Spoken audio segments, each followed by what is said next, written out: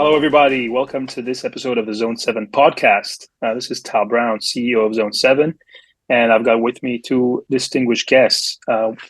We've got Mike Blasquez, who is the Director of Athletic Performance at the University of California, and with us is Joe Clubb, Sports Science Consultant. Thanks, Tal. How you doing, Tal? Thanks for having me. Hey, guys. Thanks so much for being on this with us and sharing your views with the community.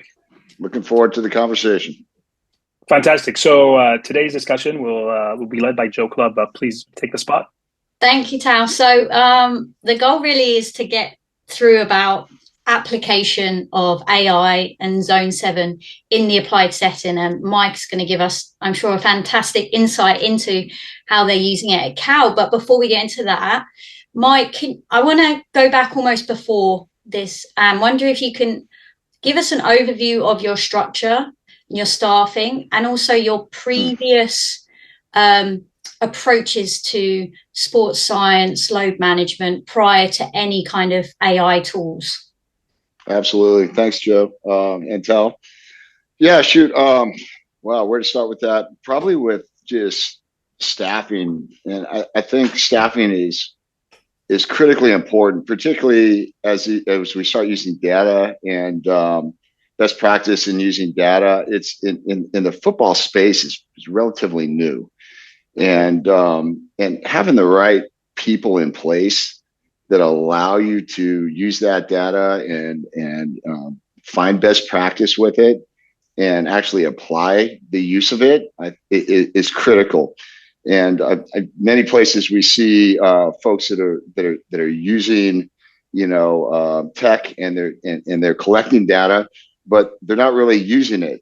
And so I really believe that having the right people for that are critical. And I'm very fortunate. I wear several hats here at Cal, but as an administrator and oversight of this unit, having some great people have just been the key. And starting with Brian Johnson. Brian Johnson's our head of football athletic performance. Brian's just got this incredible experience of one being a player and having experience in and around football. He played at LSU. He played in the NFL. And then transitioned into a performance coach and he coached, in high level colleges and continues to coach in college, but he's also coached in the NFL. And he's also had a history of having some injury and working through injury and ultimately injury leading to him moving out of playing and into coaching. And his knowledge and understanding and use of data in the football space is phenomenal. And I'll tell you what makes him so unique is that he uses that background and his ability to communicate to sport coaches and actually implement change, globally, individually, in a position setting is just, it's like no one I've ever seen before. And then the other guy that's on our staff that's just been invaluable is Zach Higginbotham, and Zach is new to us. He's been here for a year. He is a scientist.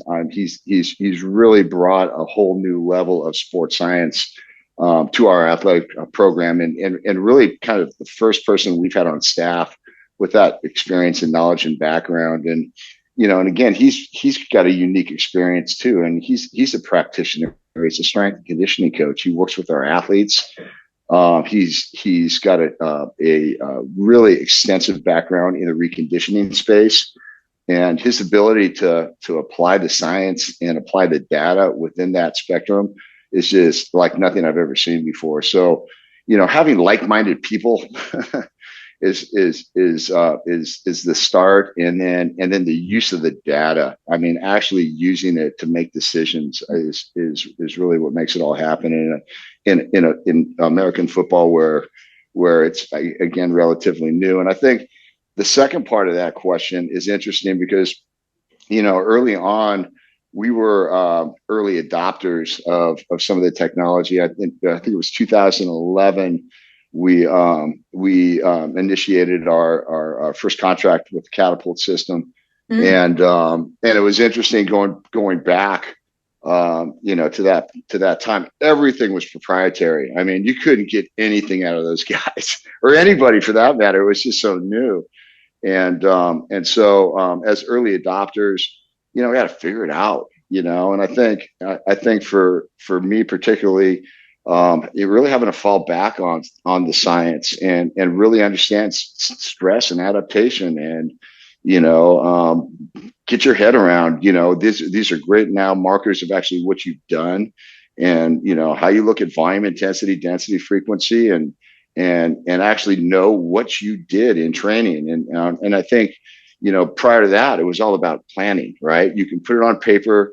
You can have a great idea of what you're trying to accomplish, from a biomotor standpoint, but how do you really know if you actually did it or not, And so having some of these external markers were great coming in, and we hung our hat on planning and did our best in execution, and now being able to collect and understand it, and then now to take it to where we are now to really just get better at how to use the data.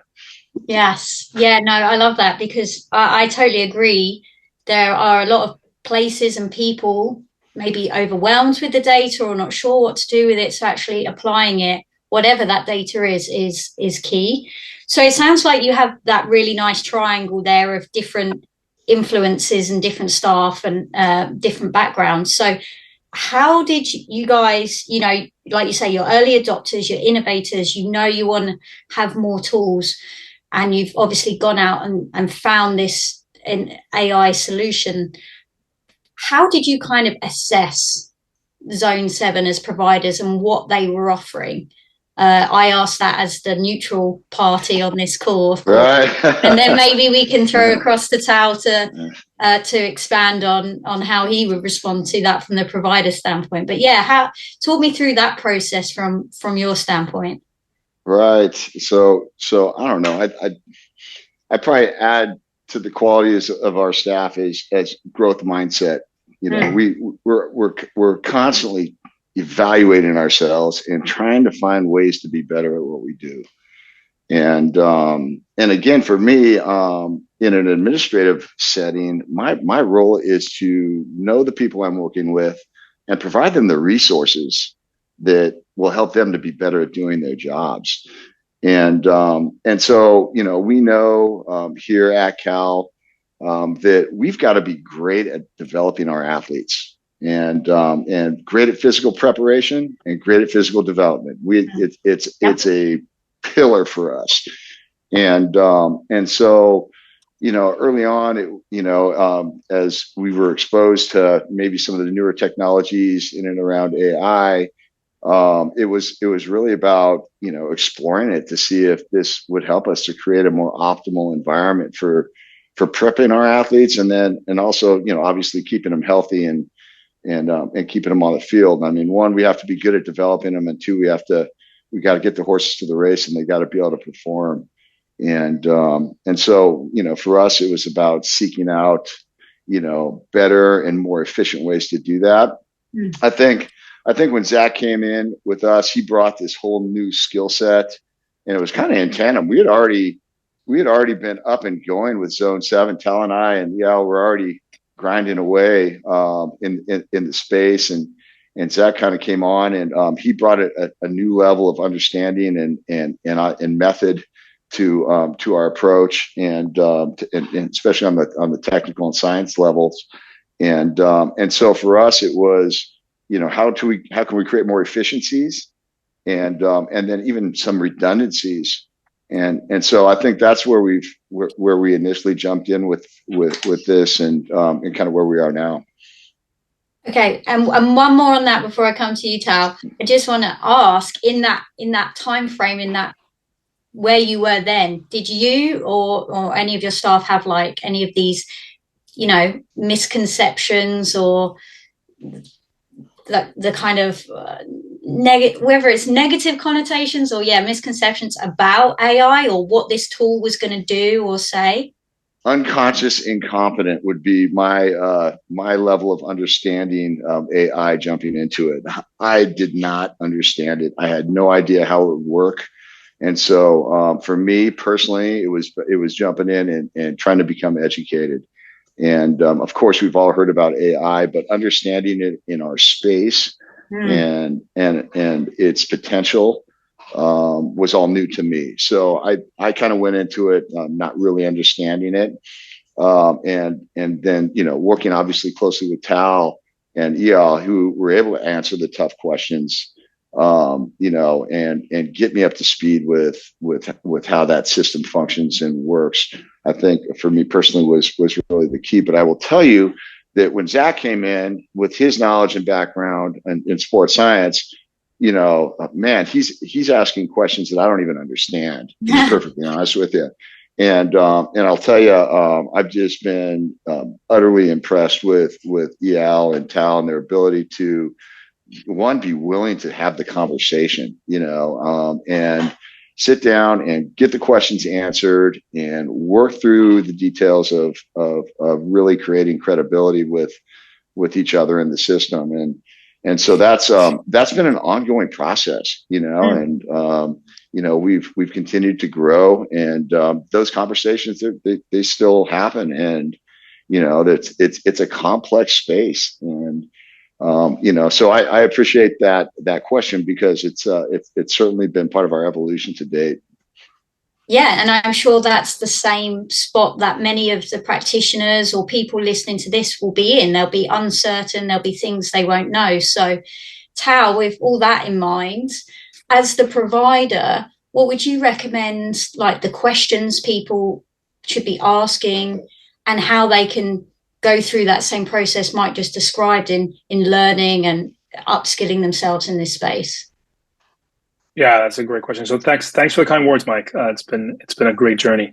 I think the mindset for us as a vendor is that we're here to support, if we can, expert operators, and that's the key thing. The key thing is for them to find efficiencies. Now, those efficiencies are sometimes around, oh, we can do this thing a little bit faster, or we could be a little bit more accurate, or eliminate some blind spots.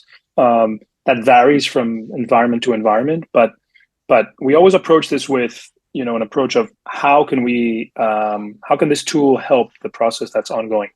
And so we basically try and create a process where, and also, sorry, before that, we recognize this is a complex space, and it's a space that, as a vendor, you have to prove yourself. You have to prove that this is legit, that this is accurate, that this is that there's real science behind it, or data science in our case. And so we have a process that has a couple of components in it to build that trust. So the first thing we typically do is to say, how do we know this works in this environment? How do we know this algorithm would perform well in this environment? So that's something to ask the vendor, right? Like, hey, can you show us how this would work? Can we do some sort of an open study or open analysis to build trust in this? And so we call this a retrospective analysis. You can think about it as a historical data audit. So we kind of create an algorithm for the client, and we process historical data, and we show them, hey, here's everything that we saw over the last 2 or 3 years in your data. And let's look at those cases one by one, and let's look at those cases in aggregate. And then we apply a statistical method to look at how accurate this is, right? How noisy is it? How accurate is it? And we can kind of talk about data science for a long time, but essentially it's about building trust in the science. But that's not enough, because around it, you have to create a situation where the vendor provides ways to interact with the technology that are useful. So that was a great example with Mike and his staff, where we continue to iterate over what's that experience like for a staff in Division I NCAA football? What do they need to see? It's clearly not the same as other sports we've been active in. It needs to be adapted to it, right? And it's not just meters and yards. It's much, much deeper. It's about positional groups, and it's about how you train them and how you practice and what happens in preseason and postseason and in season. So we went through this really interesting process where the content itself, not the mathematics, but the content had to be molded and reshaped. And there's no other way of doing that other than transparency and openness, and that's what the early adopter, using a tech terminology, that's what the early adopter relationship is like, right? you're kind of baking together, and you can't do that unless there's a good degree of trust. So thanks for the trust, Mike. Yeah, I think that's, an interesting, you highlighted there a couple of things around, moving into the football or the American football space, right? And I'd love to get both of your thoughts on that, because Tal, as we've been working together on this sort of 6-piece series about AI in sports science. And one whole article was all about context in terms of periodization, in terms of positional demands, in terms of injuries, player profiles, everything. So, and it's something I experienced myself when going from soccer to hockey, ice hockey, then on to football, American football. And, I don't think there's a sport with a more diverse positional demands and athletic profile makeup than football. So maybe, Tal, do you want to go first in terms of like the data science process of converting what was predominantly, I believe, soccer-based system previously for the demands and the context of that sport? Yeah, so when we first talked to Mike, I mean, we could showcase what we do in soccer, and we had a lot of it, but that was the basis of our initial conversation.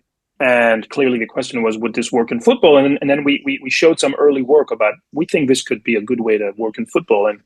And so as a company moves forward in this field, then there's more and more quote unquote evidence to share. But initially it's really about building that together. So the process for us of going from one sport to another sport is very, very different to other tools in the sports tech ecosystem, right? Like a wearable kind of works very similar between soccer, football, hockey, basketball, etc. Minor changes, and some of the data tools like an AMS also. But to create an algorithm that understands the sport, the injuries, the cadence, the context of the periodization model, that's different. So for us, we had a couple adaptations. One of them is seasonality, right? We actually deploy a different configuration for the algorithm, preseason, in-season, and postseason. It's different rest periods, different intensities, different physical goals also, right? Yeah. Especially with students who are younger, and you do look at these periods of time as having a specific goal around building certain aspects of their fitness or physicality. Positional, of course, is also very different. Like soccer is more of a sport where squad is almost from a data perspective, a cohesive unit. In football, we have to break this down, right? You don't train the same guys the same way. They don't have the same injuries. The workload's different. You guys know that better. So aspect 1 is seasonality. Aspect 2 is positions. And aspect 3 is the advantage in football for a data science perspective is a relatively steady cadence. So when you're in season, right, when camp is over, then the week by week, game by game cadence is stable, and that's a benefit for us. Soccer is mostly stable. Sometimes you get 2 a week. Basketball, hockey, baseball are not stable or more chaotic and all over the place. So for us, it's about digitizing these contexts into an algorithm and using that digitization to create insights that Mike and his staff can then deploy. So it's about reflecting mathematically all these little things that can get baked into the model or influence the data science pipeline.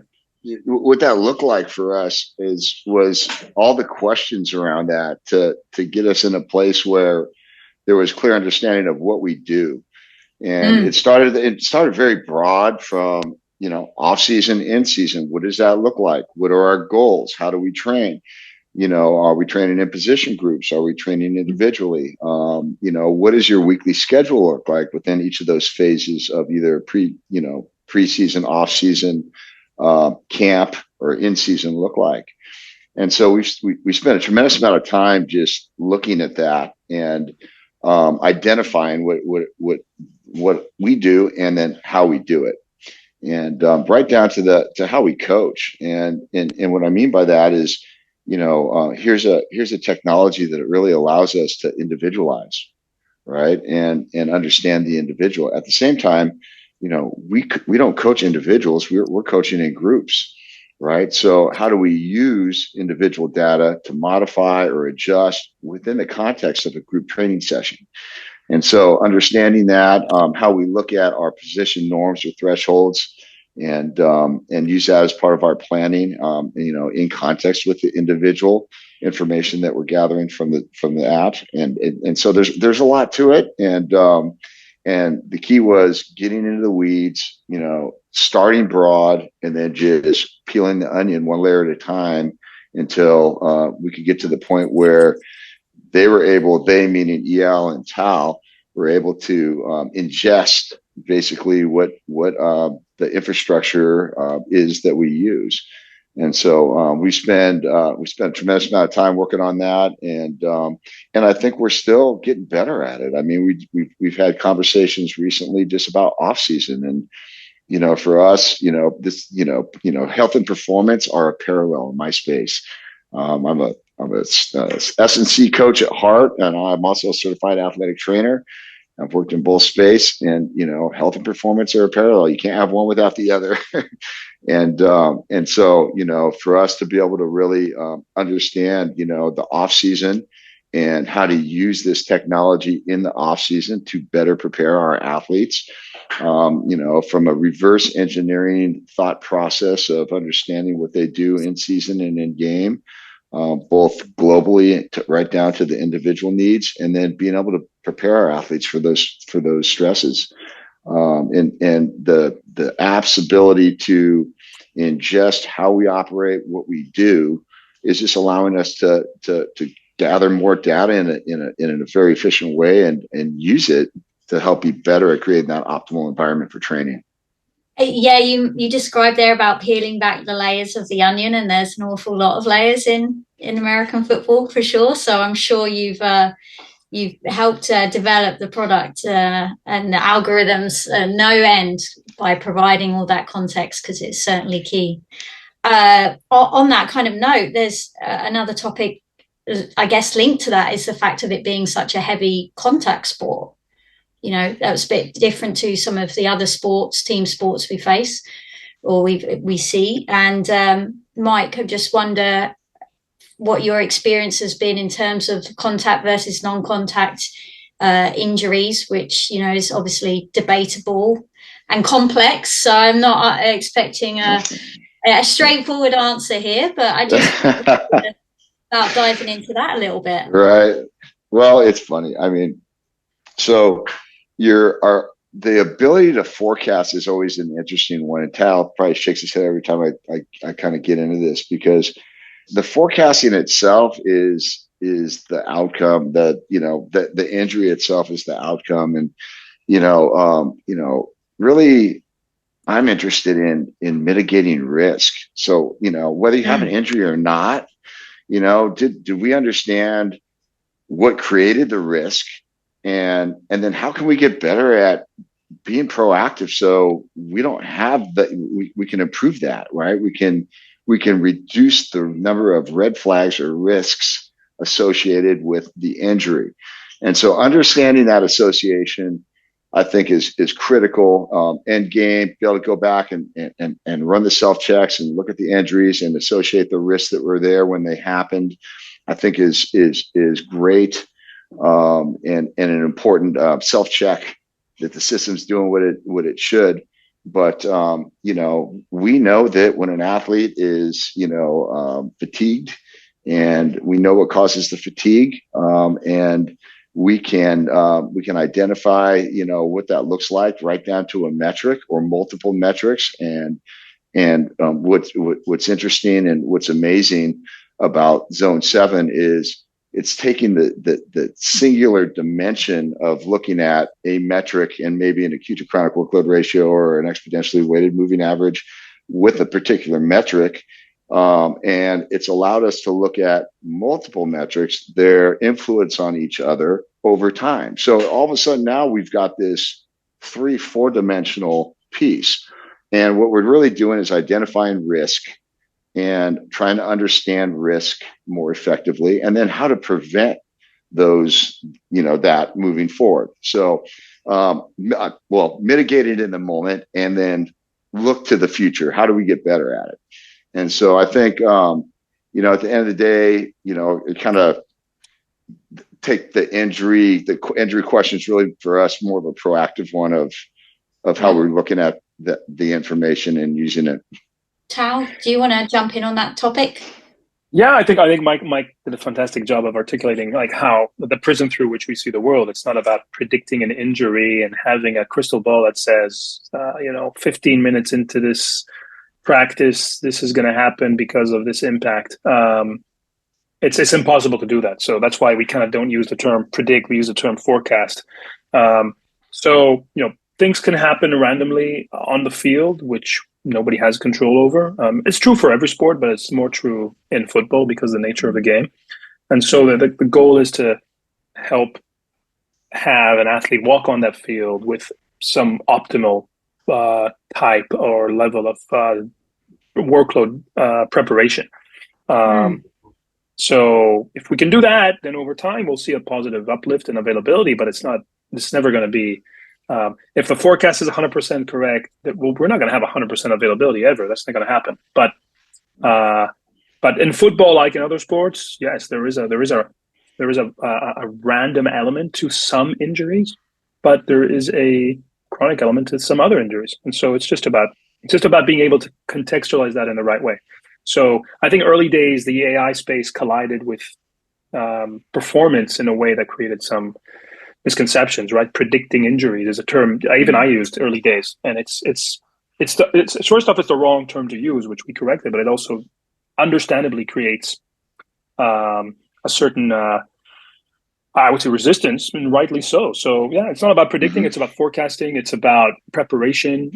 It's not about load management in the sense of let's not have this guy on the field at all. It's about what are the micro changes to this day that might be more appropriate for this player.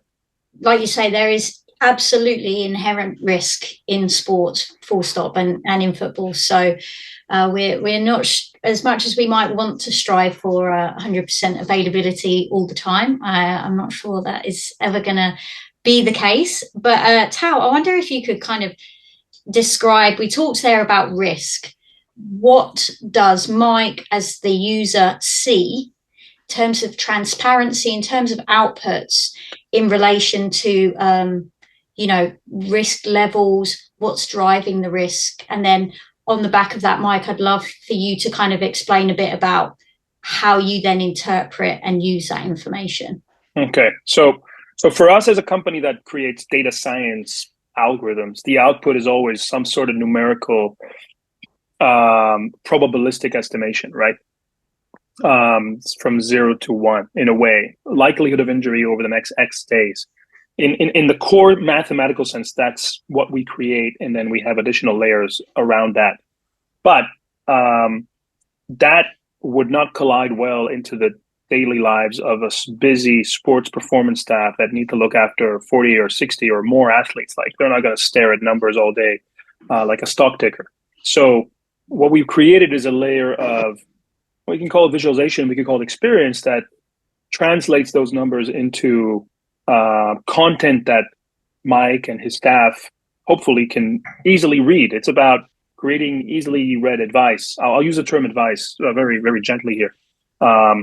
So the core layer is what's the risk level? And we use categories like low, medium, high. We have a term called contained risk.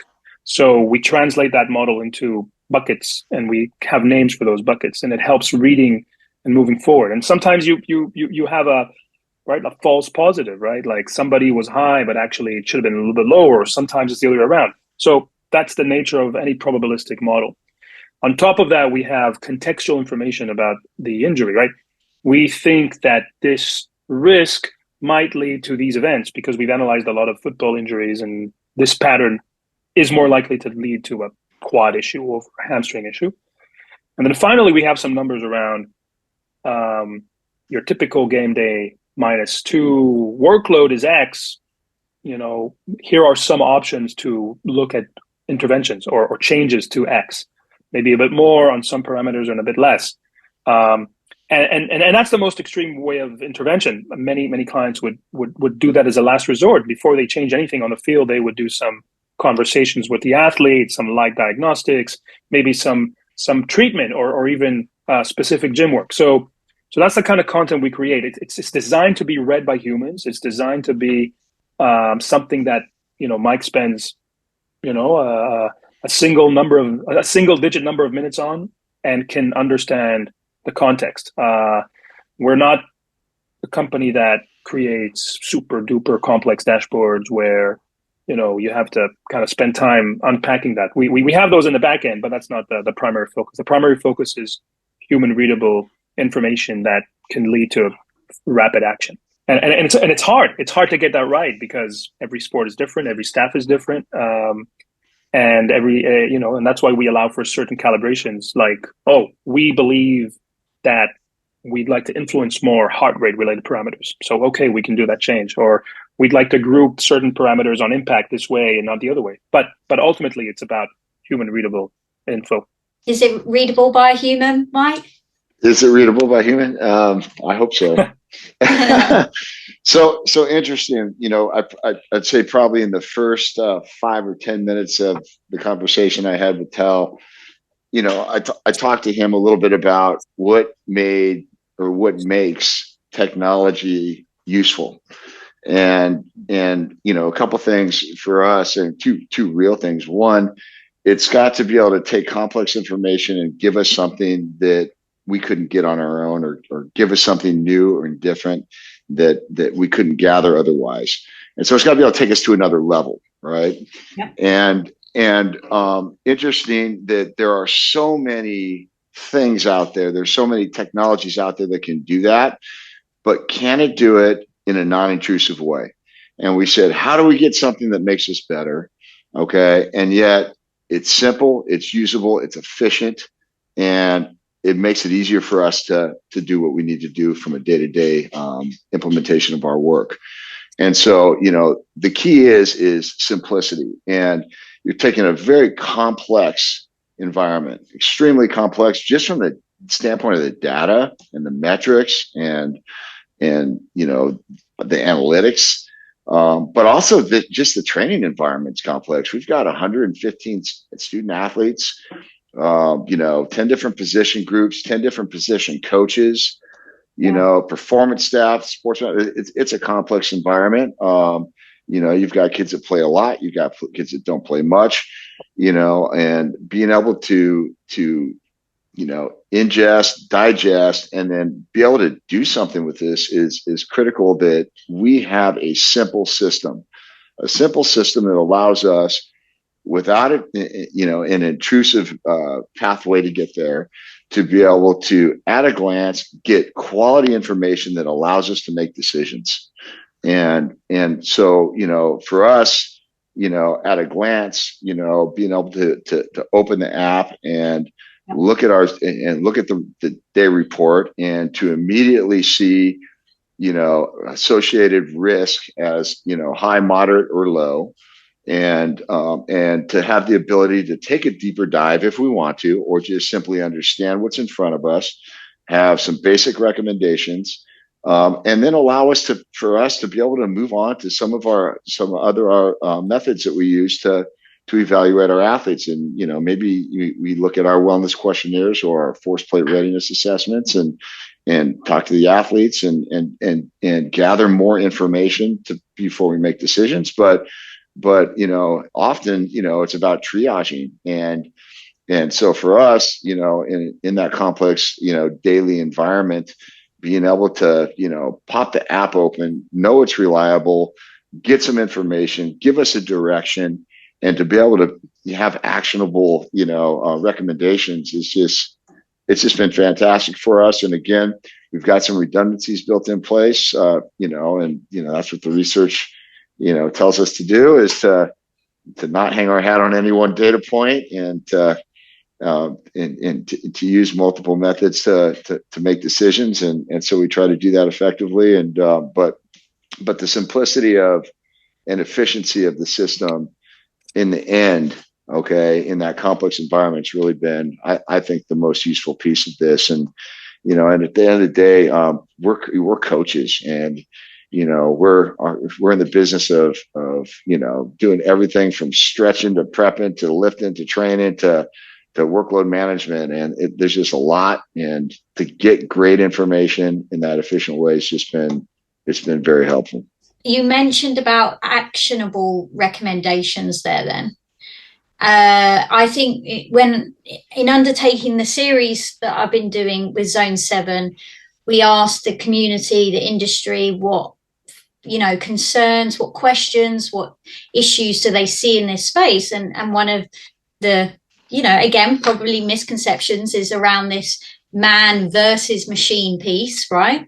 And so just dive into a little bit there in terms of, for you, I'm going to presume perhaps that you don't do exactly every action that is recommended. Like, how do you balance that with what your staff are seeing, what the players saying, what the wellness questionnaire is saying, for instance, all your other sources of information? Yeah, great question. Yeah, I think one, having some systems in place where you actually have the ability to kind of triage the information. So, particularly in season, we're getting readiness assessments on our athletes. They're filling out their wellness questionnaire. And obviously we're looking at their workload data, twofold. One, the recommendations through Zone7, and then Zach's running reports through his systems that are also providing great information on workload.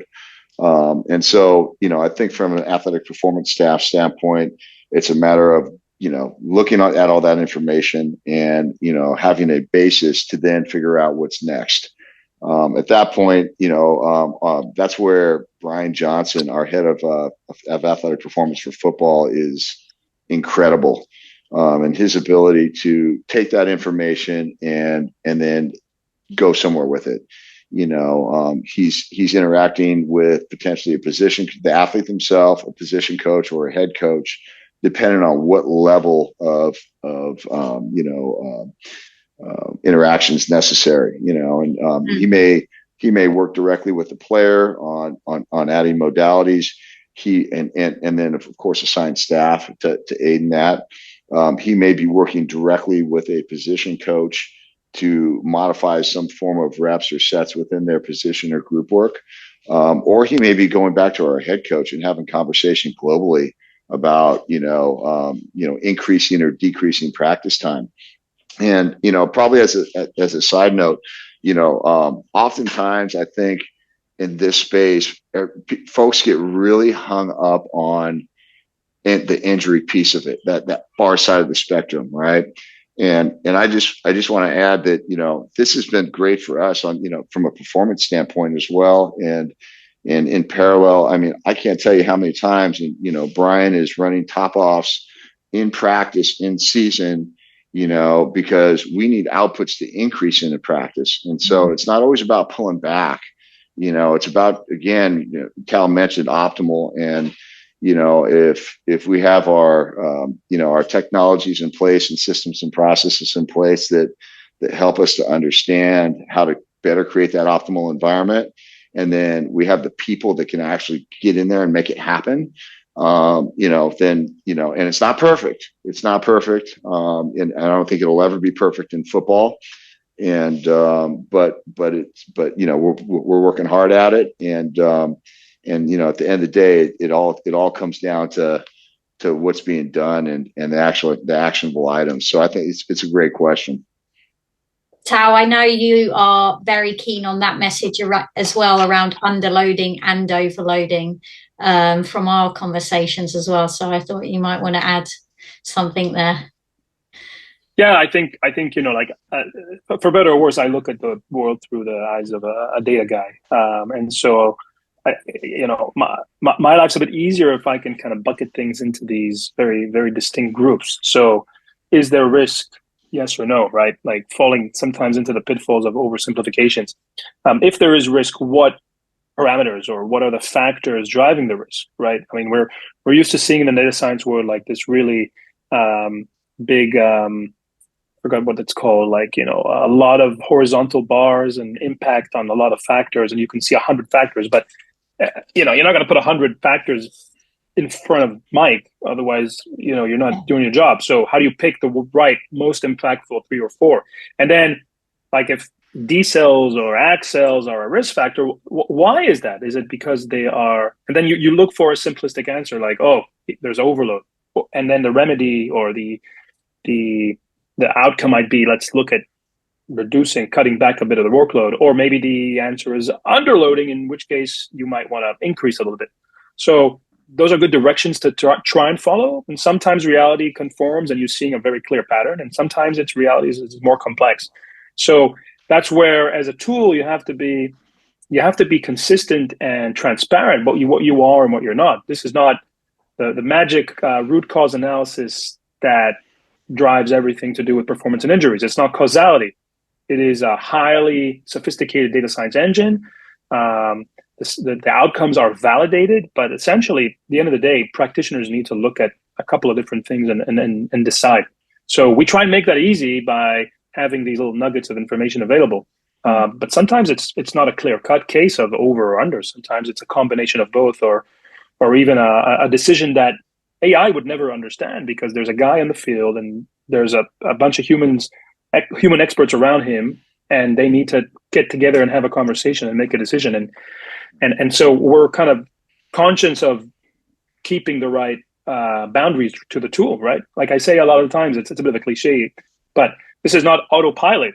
This is a great radar at the hands of a human pilot. And, sometimes a human will turn off the radar just because it's storming and they need to do a more of an analog human-driven process. And sometimes they can rely more on the radar. So that's kind of the way we look at it. So it's about empowering the expert. And there would be times where that's very easy to ingest, and sometimes where, the human subjective process will be more dominant. With our series, and, the final piece, the 6th piece, was around that application. And we talked at length about the hybrid approach, right? It's neither just man and gut instinct, nor is it purely machine autopilot, as you said, Tal. It is always a hybrid approach, blending both human and tech. And I think that whole series, if people are interested, is available in an ebook, which I'm sure we can link to. But Mike, then thinking forward now, is there anything you wish the platform could do, or that you're hoping for next, or that you're excited about from conversations you're already having, that isn't too private, of course? Of course. No, the microcycle planner is a component to the Zone7 that we're very excited to see continue to develop. And again, I don't know, maybe it goes back to my early days when when everything was proprietary and we had to make sense out of all the metrics and figure it all out for ourselves. But when we did that, it was kind of a simple thought process, right? We looked at the simple physical demands of the sport in season, and we reverse engineered it. And we said, okay, how do we prepare progressively, in the right, with the right periodization and undulation and with incremental progress over time to get to a point where we can develop high chronic workloads that are recoverable for the athlete. So when they're in season, those stresses are manageable. And so the microcycle planner is a component to the Zone7 that I think is going to allow us to take that thought process to a much more technical and usable level. And so I'm excited to see that continue to develop. And we'll, Tal, it's on you. You got to figure that out for us. Thanks. I mean, for my end, Joe, I'm really excited about seeing the platform deploy postseason and outside of a game-to-game environment. And the bar we're trying to hit every week is maybe more about development over, optimizing for performance versus risk for a game-by-game basis. So that's a really exciting area for us right now in the American, which is kind of unique for American football, spring ball and all that. And what about in terms of like connecting with other departments? I mean, Mike, it sounds like you guys already have great connections with the coaching staff, but I'm thinking, recruitment, scouting, maybe, I don't know if that's more on the pro level, but is there any development there in that space that you see it being integrated with other staff or departments? It's an interesting space because I think with HIPAA and FERPA and data security and privileged information around this space, at least at the collegiate level, I think it's a little bit challenging to put it out there publicly at this point. What will drive that is media, and so when the media starts throwing technologies on the on the screen in the NCAA space where you're seeing simple velocities and decelerations and so forth on the screen. I think that data becomes more public and that may loosen up a little bit. But I think there's still a fair amount of regulation in and around this data, who gets access to it and how it's used. At least through the NCAA and through regulation now. However, it is fantastic for us in regards to recruiting, and we spend a lot of time, getting in front of our student athletes before they get here and have an opportunity to share with them our operations, our staffing, our systems and processes, and Zone 7 is a big part of the recruiting process for us, as well as our other methods that we're using with tech. And so yeah, there's certainly interest, and folks are and parents and athletes are always I think excited to see the things that we're doing to help prepare them more efficiently, more effectively, and then also really, especially with the parents, keeping them healthy. So this is it's been great on the recruitment standpoint. Yeah, I'm not surprised, because you guys, from what you've described today, clearly are innovators in this space with your early adoption of tech. So it must be exciting to go along for the ride with this process. It's exciting for us. I mean, when we first started talking about this, and Tal and I, had our initial conversations, they had already been working with several teams in the NFL, and so I said, well, would you be interested in the collegiate space? And kind of links back into your last question a little bit too, is just and Tal's answer in off season, right? And the one big thing that's kind of unique in this space is in the collegiate space is that we train year round and we're collecting data year round, maybe a little bit different than in an NFL setting.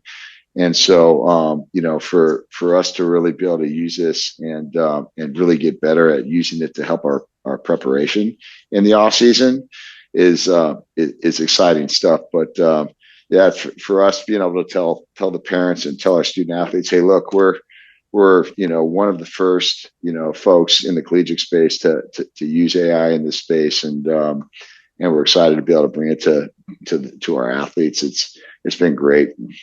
So then, Tal, from your perspective, how are you guys trying to get better and develop in this space?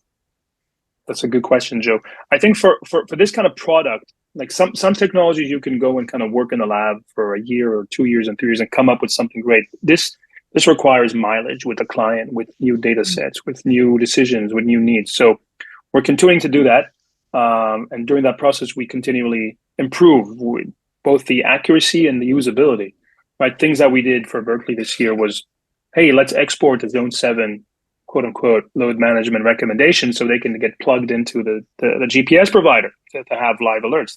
So those are more usability, and of course we have more data development and algorithms as we move forward, like injury risk type forecasting and things like that.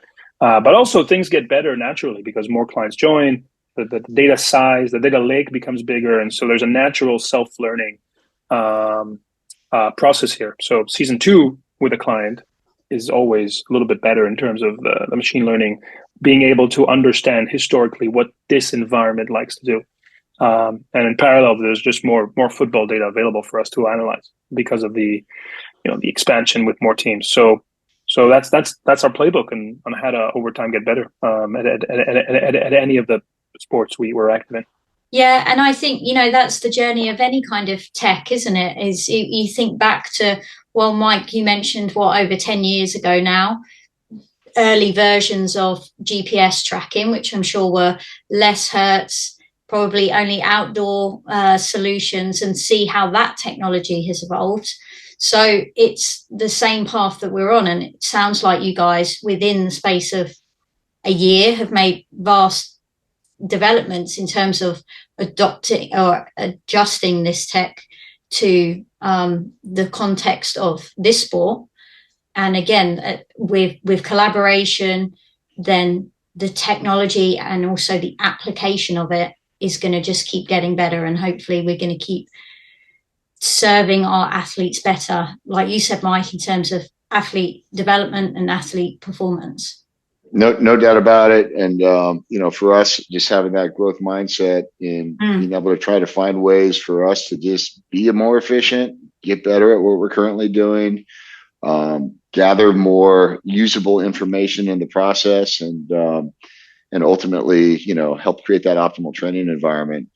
But we're looking forward to year 2 with Zone7, and really, we've dove heavily into the off-season prep, and again, we're already giving new information to Zone7 because our training off-season is a little bit different than this year than last year, and they're already ingesting it, and it'll all be used as we continue moving through the off-season. So, looking forward to year 2 here with this with the system. I think those, people watching or listening who have a growth mindset and interested learning more, certainly I would, but in a very biased way, recommend getting the ebook online that we collaborated on. But other than that, Tal, where should people look for more information if they want to learn about AI or Zone7 in particular? We've just launched a new website with a bunch of case studies and what we call the Performance Hub, where folks from the community engage with us. Sometimes it's around the product, sometimes it's around other topics of interest in data science. So that's a great resource. And of course, everybody's welcome to email me directly. Pretty easy, tal@zone7.ai. Fantastic. Well, thank you both for sharing your insights. It's great to have both, a provider and a user share some honest feedback about their perspectives and their use cases. So thank you both. Thank you, Joe. Everybody. Thanks a lot, Tal. Appreciate it. Thanks, Mike. Thanks, Joe. If you want to hear more from Zone7 and our Performance Hub, you can follow us at the website zone7.ai, or follow us wherever you listen to your podcast. There'll be an episode every month, and you can find out more information by following our Twitter account and also on LinkedIn. Thanks.